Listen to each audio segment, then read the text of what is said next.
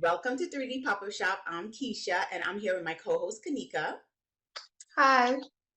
and all the virtual co-hosts out there, our small Black business owners who are selling on 3D Pop-Up Shop right now. Today we are going to talk about Bel Air, but listen, we're not going to have a discussion on whether you like the remake of Bel Air and the new characters and all of that stuff. Girl, that's for the birds and the bees. We are businesswomen and businessmen. So we need to discuss the $1 million lesson that you and I can learn from Bel Air and this new storyline that they are pushing to the audience, okay? So now, just to give you some background of the different characters, that is, you know, the characters from the 90s, all right? But come on, the new millennials, come up with me. We're gonna talk about there are so many different storylines going on here. We have Will, who basically redefined himself and went to Bel Air, right? As a new basketball player, a new person from Philly. Then we have Aunt Viv, who rediscovered her art career after all these years of just let it slide by so she could be a housewife or something. And then we have Uncle Phil, who also is trying to be in the political scene and had to reconnect with his tried and true friends, fraternity, brothers, right? For endorsements. Then you also have Hillary, who people like to clown her even from the 90s on what she did and what she does. But in this new series, she's a social media influencer, okay? And that's a reputable business in its own right. So now, today, I want you, Kanika, please tell me what is the $1 million lesson that we are supposed to be taking from this new cast of Bel Air? Thank you, Keisha. So you definitely touched on a lot of different storylines that's going on in Bel Air. And those are like the hot topics of Bel Air. Of course, you know what's going on with Carlton. While it may not seem like a hot topic, it is still a juicy little situation that keeps going on. But for today's episode, what I want to touch on, the $1 million lesson that we need to learn from Bel Air is Hillary's story. Her storyline is completely different to that which we have come to know in the Fresh Prince of Bel Air that we grew up with, right? So just to take a little recap of the story in case anybody who's living under a rock have not seen any of the episodes, Hillary, who's the oldest child of Vivian and Phil, she is, like you said, a social media influencer. So she has built an audience of followers based off of her cooking. That is her avenue that she is pushing. She's a chef. She does a lot of home-based recipes. Thank you. Recipes is slip on mine. And the story goes that she was doing so well, getting so much following, that she was invited to be part of a social media house. Now, what happened at this social media house is she ends up recording something to keep up with the fan base and keep the likes and the followers and increase her following. And it was a little bit more on the sexual side, something more than what she is accustomed to doing. Racy. So thirsty. Yes, it was thirsty. It was thirsty. And what was it that they called her? Scandalous. No, what was it on the show? They called her Thirsty Hillary or something like that. It was something that, for the followers and everybody else, they thought it was like uplifting. But for her, it was more of like, no. And she definitely had her guard up about it. Thirsty chef. Thirsty chef. Yes, something like that. Because it was real spicy, y'all. I don't know. If y'all did not see it, y'all better go find that episode. I think it was like episode 5, 6. I don't know. One of them. Go find that episode, right? Okay. So it concludes that she wasn't happy with it. and she decided she wanted to take the video down. But the guy who was over the social media house posted it, and she got a lot of followers.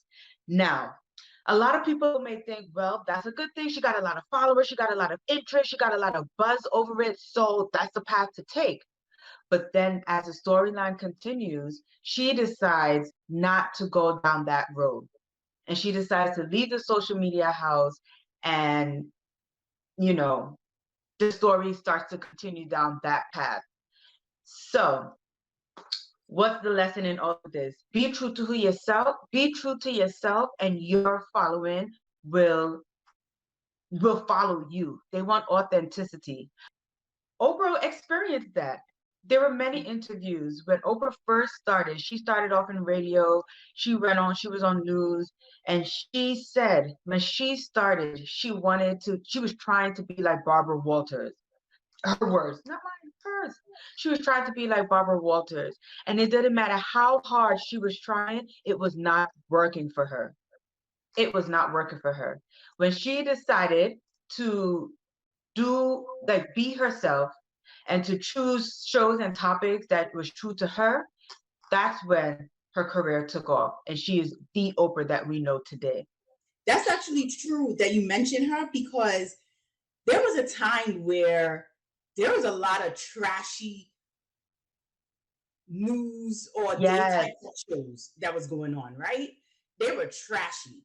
And Yeah. I mean, all kind of stories were coming out in the daytime, and she could have went down that road. Like Oprah She could have really tried. went down She that road. tried at the very beginning. She had the paternity test.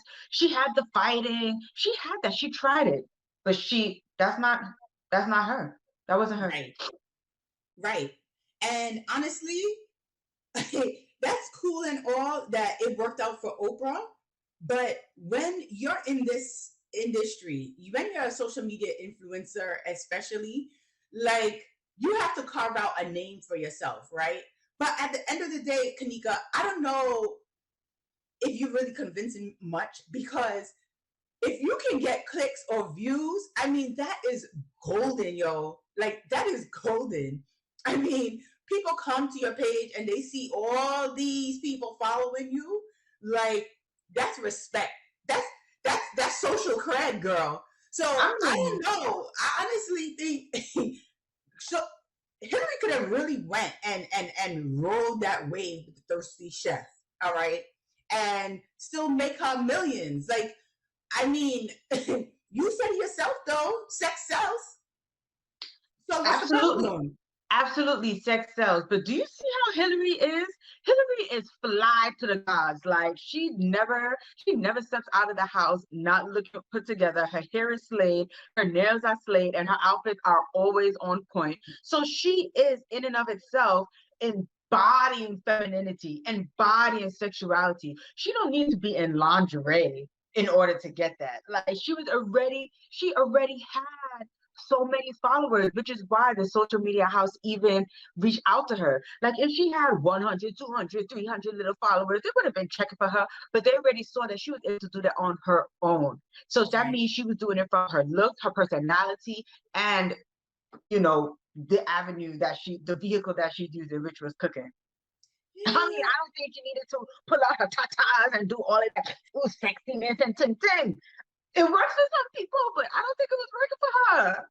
Yeah. You see, that's the thing. You see, because it is very, it's hard to tell the come ups, the young business owners who trying to come up, that, all right, don't start selling sex. Don't start selling your tatas. Don't start putting it out there, because that is what is getting clicks. That is what kind of getting attention. And really and truly, what social media is attention. You know what I'm Yep, saying? yep. So it's really difficult to sit here. I mean, I know you bringing up Oprah, and that's a-okay. You know, Oprah, she's a 60-year-old something, business mogul. I get it, but there are some people coming up. There are people coming up. I mean, you got the Cardi B's of the world, the Wap Waps of the world, coming with the top ties and all the Bam Bams. bottom and all of that stuff. I mean, sex is selling. Fashion Nova dude, sex is selling. Right, So right. it's hard for me to swallow what you're saying. Basically, you're trying to tell me that thirsty Chef Hillary need not to be thirsty and take her time and build her following. People trying to be rich today. Yeah, Okay, people need to be rich today. today, but basically what you're saying is as a woman, you need not to use your brain and your creativity and use your breast and your vagina. That's what you're saying? No, that's not, I don't agree with that. Hey, there are people that choose to go down that path. That is perfectly fine. They choose to go down that path. But I personally feel, because how are you gonna tell a businesswoman um who's selling, I guess, body lotion or selling, I don't know, planners to be sexy while you're selling a luxury planner? You gotta sell. You know what it is? It's not necessarily that sex sells. Sex sells for those who don't have much in their mind. And I'm being very honest. Those who don't have much in their mind, it's just like, oh, okay, sex sells. It's a very frivolous vehicle to use in order to sell your products. But what really sells is when you sell an experience. The whole idea of sex sells is you're selling the experience of being in an intimate moment with me. Yeah, that's actually interesting, and I could feel you on that one because Okay. I, listen, don't let me take back my endorsement. All right, My bad, my bad. I'm feeling you on that experience because we have different experiences that are heightened that you can produce or share with your audience, and Yes. with different, like, really heightened experience. The feeling of when you are relaxing, that feeling of when your stomach is full, that feeling of, like, really feeling like a celebrity, that Mm-hmm. feeling of everything, of being loved, of being around family, of being around people who care about you, that feeling of accomplishment when you get that goal, or that feeling of hitting the lotto. So, like, we have different kind of feelings, different kind of experiences that we can share with Right. people. And it's funny that you say that because as women, it seems like men like to put us in a box that the Mm. only way you can come up is if you share your intimate space, if you Yep. share your unmentionables, all right, Yep. your privates. And it's like, Mm-hmm. it doesn't need to be that way. And Yep. Oprah definitely showed the world, like, girl, I don't need to be an actress showing my tatas, or I don't need to diminish who I am, or bring my character down to please you. And I'm still going to bring my audience along. You see And what I'm I'm still saying? gonna make more money than you. And I'm still going to make more money from you. I mean, from you. How about that? Yeah. Right. Okay. More money than you and from you. So There it is. I can feel you on that note. I feel you on that note. So are you basically saying that the $1 million lesson here from Bel Air is be true to your brand and come through? Like, how, what is really being true to your brand really means? This is what it means. It means you know who you are. You know what you're comfortable with. Not that doesn't mean to not grow and not be better, but whatever your brand is, be true to who you are and sell the experience of whatever it is. Because let me tell you, the audience that's watching you, those who want your body butter, those who want your jewelry, those who want you to book their travel experiences. Yes, I'm talking to all of you out there. They want the experience of the service or the product that you are selling them. period. That's why they keep going back and back and back for more, because they like how they make you feel when they go to get their makeup done. They like how you make them feel when they go to get their hair braided. They like how you make them feel when you respond to their emails in an appropriate manner of time and create this luxurious itinerary. Be true to who yourself, be consistent, carve your path, your followers will be there for you. So if you enjoy this video or you want to hear more from us, please consider subscribing. Just click on that button below or click on another video. Listen, we need to help the Black businesses out here, all right? So head over to 3dpopupshop.com after you subscribe. Thanks.